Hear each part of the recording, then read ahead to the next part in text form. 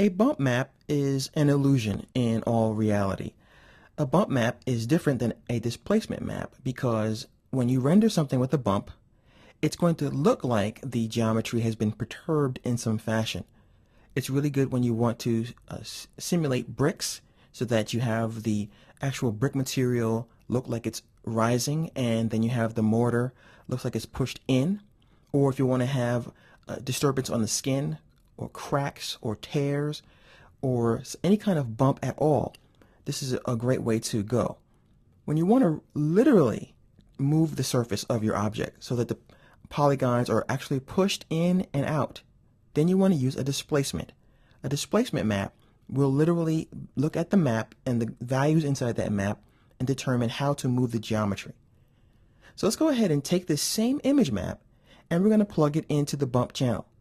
But before I do that, I'm going to do a quick test render before I apply it. So I'm going to go to render and I'm going to choose area render here.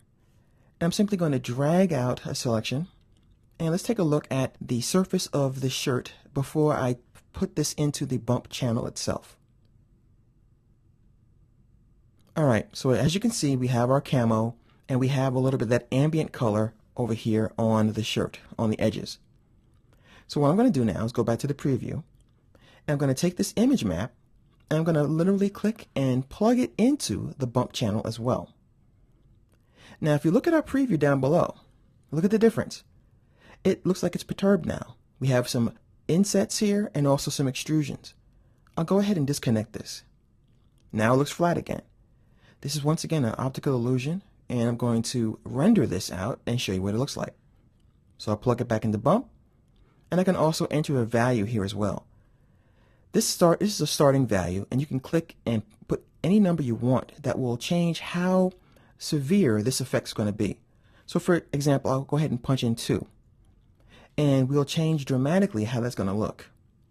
I'll go ahead and put it on 1 and I'm going to render this again. I'll do an area render and the areas to pay attention to, of course, are going to be the edges. And you'll notice that the bump effect does not extend along the edges. If it were a displacement, as I mentioned earlier, it would indeed actually push that out. So as you can see, we have some peaks and some valleys, but along the edges, nothing. And a bump map is a really fast way to give your image the illusion of extra depth as far as having some areas rise and some areas pushed in, and also any shadows that may be associated with that.